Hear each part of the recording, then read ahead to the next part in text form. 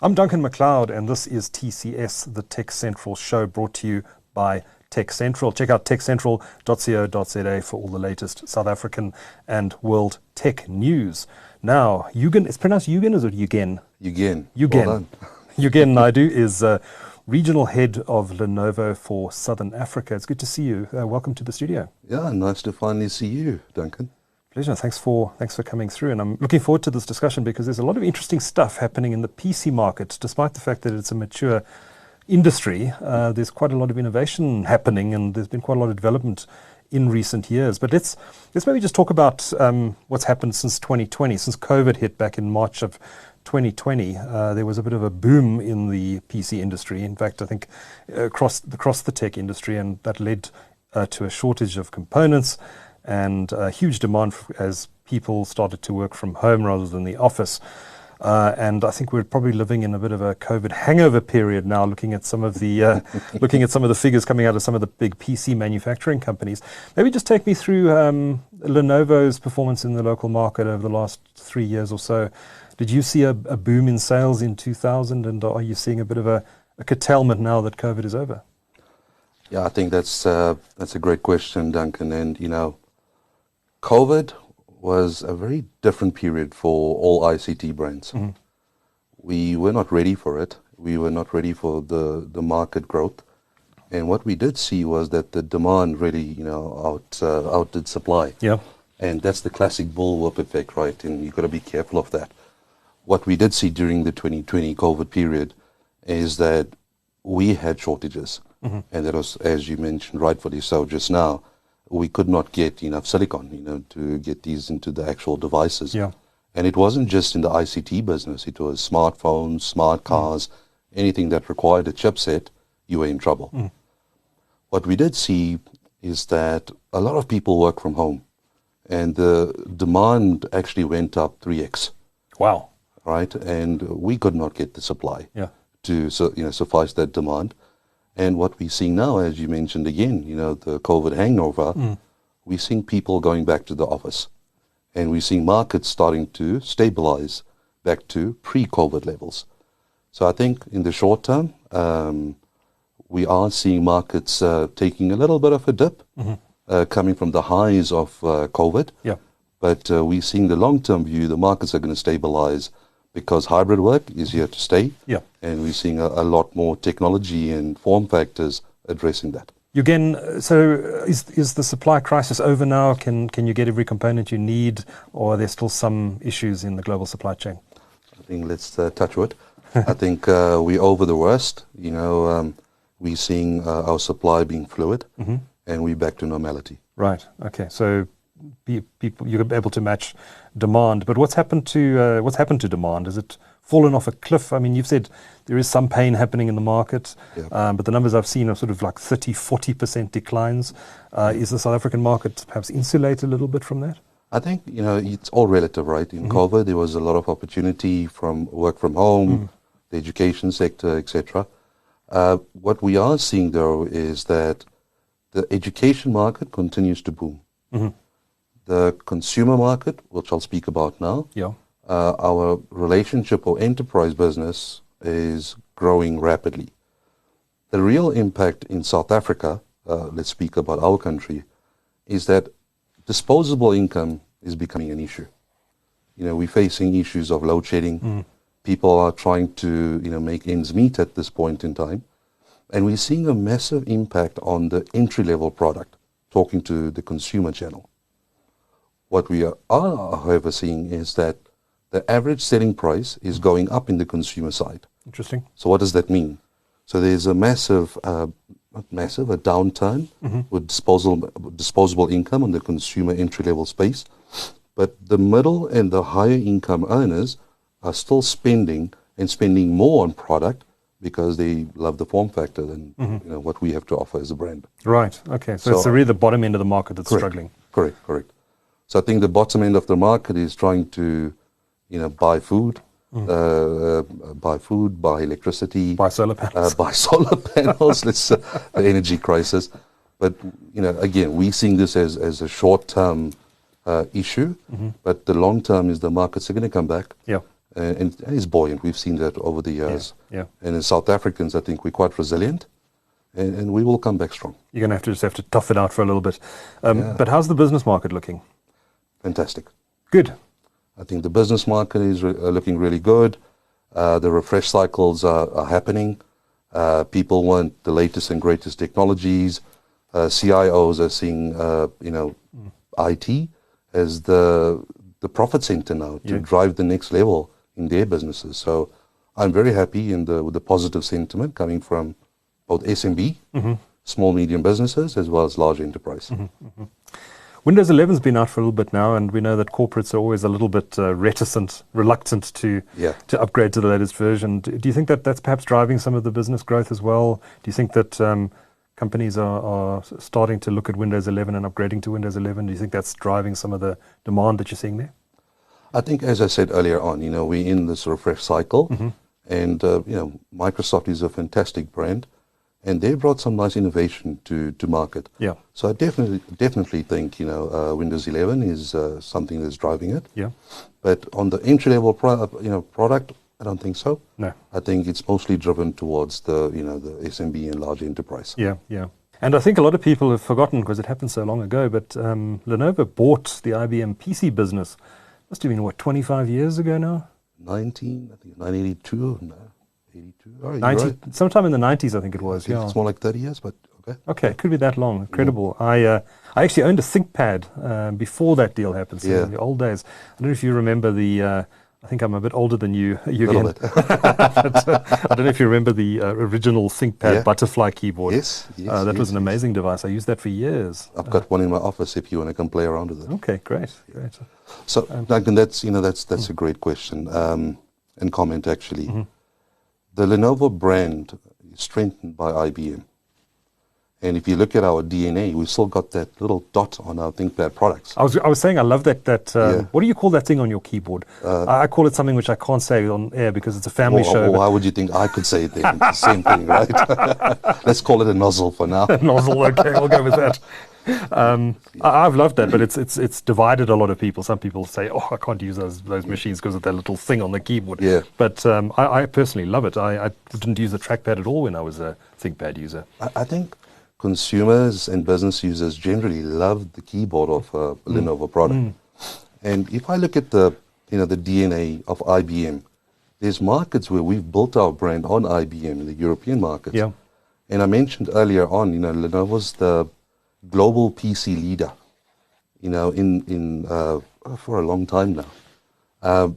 But 41% of our business going forward, declared last quarter, is now non-PC. Okay, 41%. 41%. So we are actively diversifying our strategy. And, the PC market, as you rightfully said, is under pressure, but with a long-term view to grow.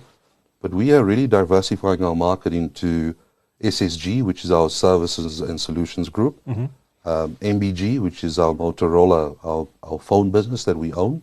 Was that an acquisition as well? That was the acquisition of Motorola's mobile phone business. Correct. Yeah, so we acquired Motorola a few years ago, and we play in very selected markets. We cannot win in every market. And when the brand plays, we play to compete and win. For example, in South America, Motorola is number one. In the American market, we've been actively being number one or number two on the 5G product. So in markets that we play to compete and win. And the last part, I think, that I would like to speak about, Duncan, is Lenovo is moving into a Lenovo 360 or one Lenovo model. What does that mean? This whole ecosystem that we have, it's not just PC or tablets, but we have our ISG business, which is our Infrastructure and Services Group or business unit, that's going to be driving a large part of the growth in our business right now. We've made massive changes, and 1st of April, we are going to be basically bringing in our sales force as one to take an ecosystem and solution sell to market rather than ISG, IDG, which is your PC business traditionally, MBG and SSG. Lenovo will be offering an ecosystem to our customers, end users, and to our channel partners. And this is a global thing. Which is, and this reorganization will also happen in the South African office? Absolutely. Okay. Absolutely. Okay. So more the idea behind it, I presume, then is to have a sort of more holistic approach to customers where you're not selling point solutions, but saying, okay, we can provide you with these options, and this is everything we can do for you. So trying to become more value adding to your clients? I think it's underpinned by our 3-year strategy. Okay, what is the 3-year strategy? Lenovo believes in driving, so the first S is smarter IoT. So that's our client, call it the box. How do we make devices smarter in everything that we do? The second part of the 3-year strategy is smarter infrastructure. So that encompasses how do we go from pocket to cloud, or client to edge to cloud to networking, encompassed by intelligence. We all know about artificial intelligence. That's the buzzword now, right? Or the buzz strategy. And the last part of the strategy is how do we make sure that we're achieving the right verticals with the right solutions that I just spoke about, client, from pocket to cloud. And this is, mining, education, retail, etc. So the entire sales strategy on bringing the company together is driven by our 3-year strategy, by our chairman, Mr. YY, is how do we now be more meaningful to our customers and more meaningful to our channel organization, which are our partners. And I'm not sure if you know, but Lenovo's one of the only companies to be a 100% channel organization. So, everything we do, zero. Everything we do is through our channel partners. It's interesting that you work exclusively through partners, because various companies in the space have taken different approaches to doing that. So some companies are almost entirely direct to end users. You guys work entirely through the channel. What's the strategic thinking behind only working through partners? I think, it's in our DNA. We win together, we lose together. We don't want to compete with our partners. There's a massive value proposition with our distributors and our tier 2 partners. They open up doors for us, and we want to join them on that venture, not work against them in that venture. Who are your principal distributors here in South Africa? In South Africa, we've got quite a few. We've got part of the Alviva group. We've got Tarsus, Axis, Pinnacle. Okay. And Mustake Group, we've got Mustake and Rectron. And we've also got Drive Control as our distribution partner. Great. Well, you mentioned mobile, so let's maybe go there. Okay. I remember that Motorola smartphones, which had been absent from the South African market for a long period of time, were relaunched here. Must have been 5 or 6 years ago now, to great fanfare, and then they disappeared from the market again.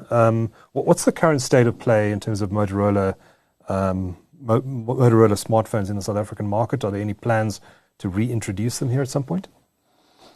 Yeah, I don't want to tease your appetite right now, or your thought pattern, but yes, we were here 5 years ago. Yeah. And we made a decision that we need to make sure that we have the right strategy in emerging markets. Okay. Motorola is an iconic brand. I mean, every person I know wants a Razr. It's such an iconic brand, and we're on our 3rd edition right now.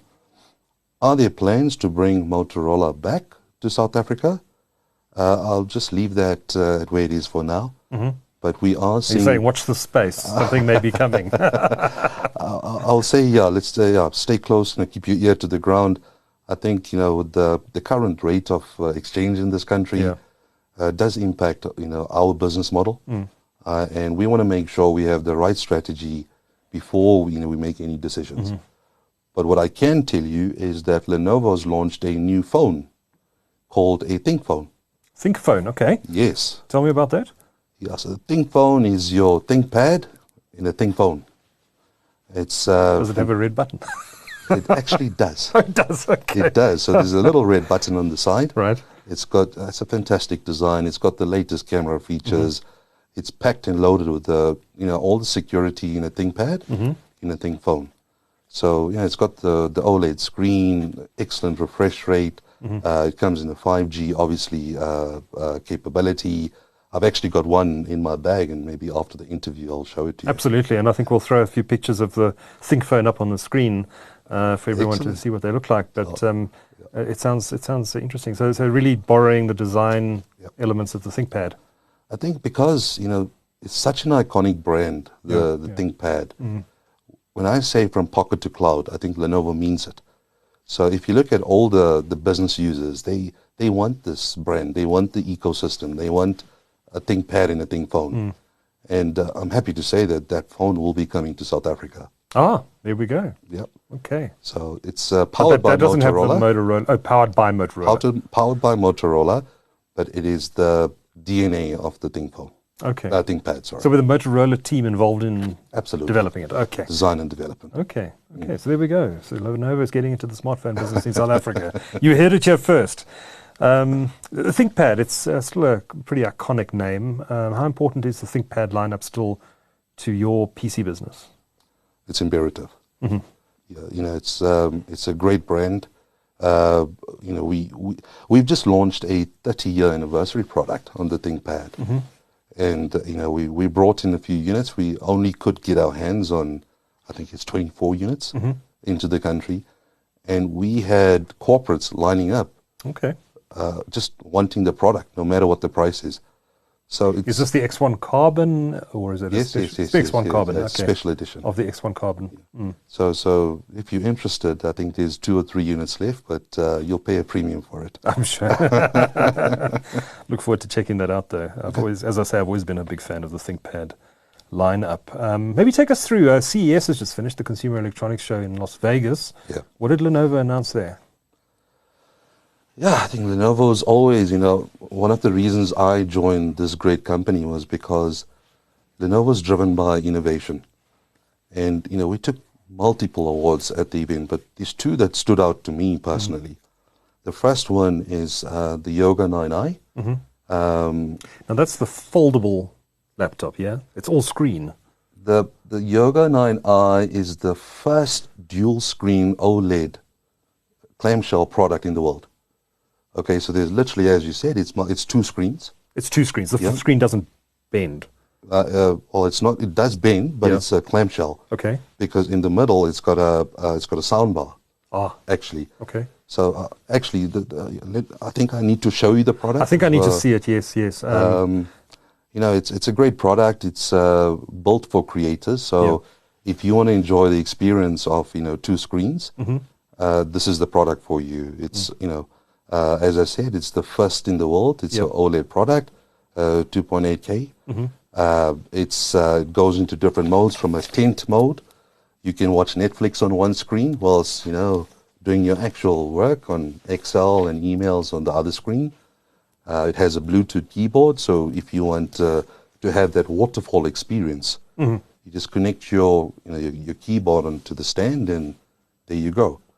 The good thing is that it's powered by the latest Intel Evo technology, and the demand that we're seeing is crazy.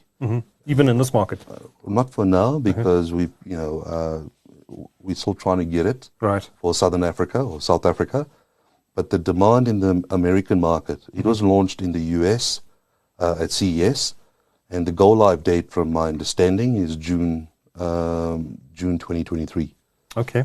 So there's lots of interest, and I think it's a product that you will see on many desks of consumers. Yeah. No, I look forward to seeing that product. It's the second product, Duncan, I'm quite excited about this lineup, is the ThinkBook Twist. Twist, yeah? Yeah. So there has been a product in the past that, called Twist. But the difference with this product is, we speak about our unique issues in our country with load shedding. And this product, if you go onto the e-paper, the e-ink, or the typewriter mode, you can get up to 21 hours battery life. Wow. Yeah, so people like me only stop working when your battery dies. It's a problem. Got a long day. Yeah, but again, it's a twist product. Yeah. So you have an OLED screen on one side, and you twist it around, and you've got a e-reader. Like this, rather than like this. Correct. You've got an e-reader, and you've got a e-ink. So you can take down notes like what you're doing now. Right. and that can convert into, a text, and you can send the email off immediately. Okay. And the last function is it's got a tablet mode. So it doesn't just twist, but it goes flat as well.